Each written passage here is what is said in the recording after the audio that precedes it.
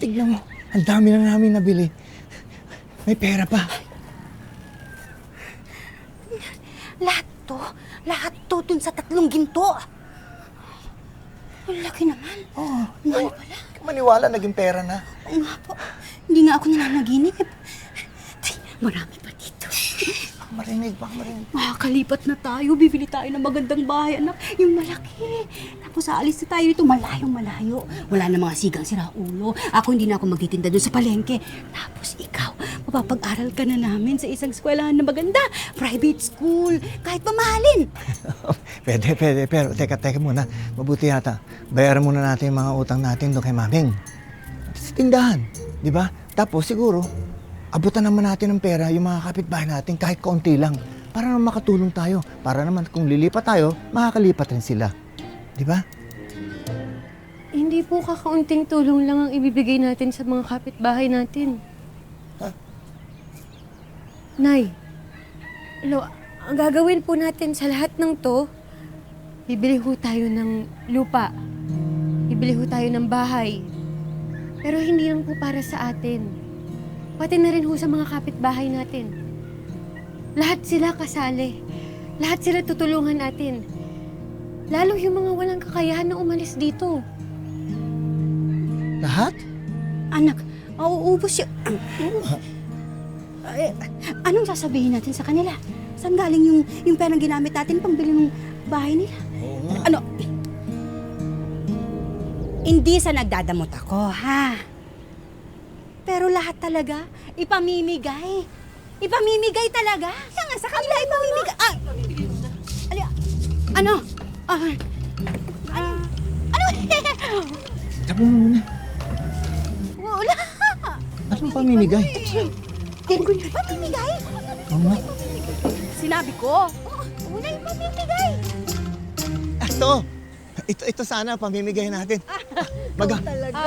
Napakarami. Maghati-hati na tayong mga kapitbahay. Ah? Oh, abot mo na sa kanila. Hindi lang ho yan ang matatanggap ninyo.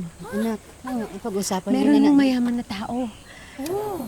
Yung taong po yun, isa po siyang pilantropo.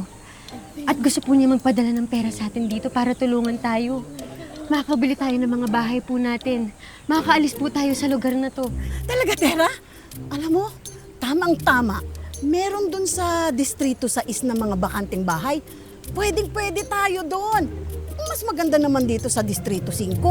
Ano ka ba naman? Distrito 6. Hawak rin ng pistol gang yun eh. Hindi, ang gusto ko sana ibang lugar na talaga para malayo sa gulo.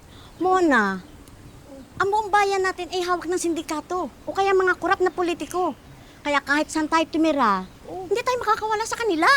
Pero Charing, doon sa Distrito 6, walang Milo, walang tropang magbabanta sa atin. Takot lang nila kay Emil, di ba?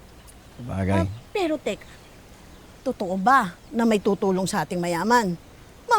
Baka drawing lang yan, Tera, ha? Kaya nga. Totoo. Totoo po yun.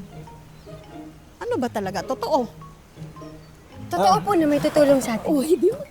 Mabuti pa. Siguro sabihan mo na lang yung mga ilang kapitbahay natin, yung talagang nangangailangan ng tulong, di ba?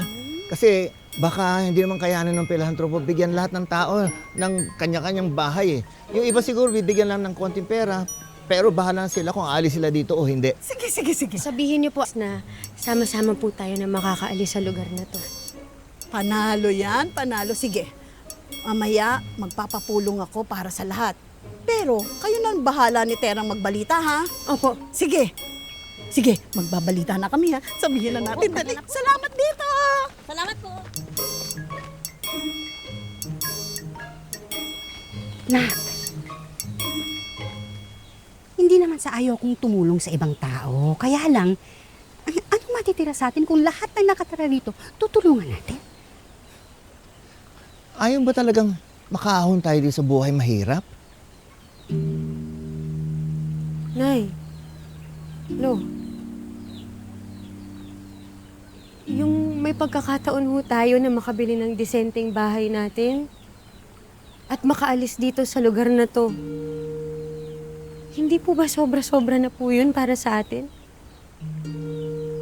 Hindi naman ho yata maganda sa pakiramdam na habang tayo nabubuhay tayo na maayos, na maganda.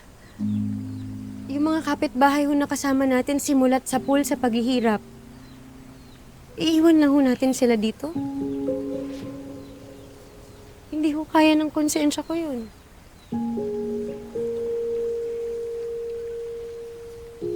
Napakabait mong bata. Sobrang bait. Proud ako sa'yo. Pero minsan naiinis na talaga ako sa'yo. Hayaan mo na. Sa totoo lang eh. Si Tera naman talaga ang napakahalagang kayamanan natin, di ba?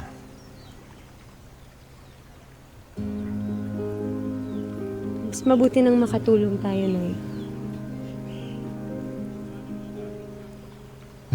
Tara, pasok na muna tayo, anak. Bilangin muna natin. Sige, una kami, Apo.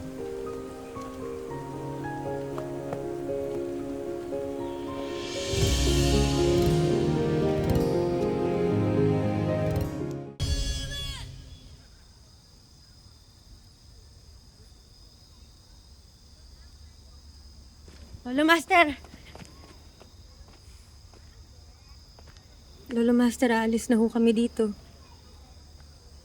Sama po kayo. Huwag mo akong alalahanin, Tera. Naturuan na kita. Maaring ito na ang huli nating pagkikita. O huli na po nating pagkikita. Bakit, Lo? Saan ho kayo pupunta? Hindi na mahalaga. Ang mahalagay na ay handa na kita. Ngunit kulang pa. Pero ang kapalaran mo na at ang darating pang kapangyarihan mo tungo sa digmaang tatahakin mo. Digmaan? Kapangyarihan? Anong sinasabi niyo? Hindi ko po maintindihan. Malapit na, Tera. Masisiwalat din sa iyo ang lahat.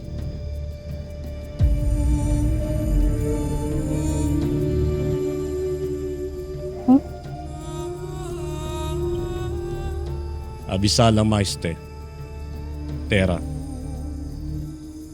Es Ibnise, Emre.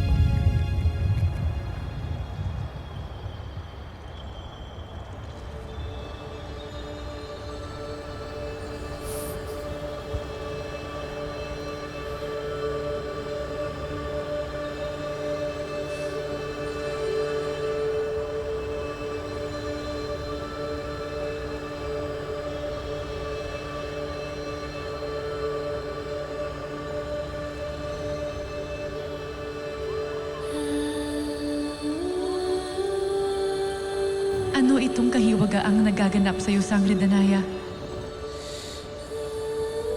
Marahil ay isang paalala.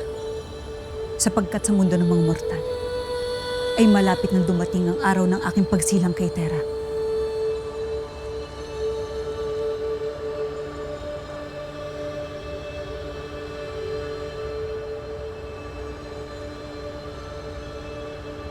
Nalalapit na rin ang panahon ng paglabas ng kanyang kapangyarihan.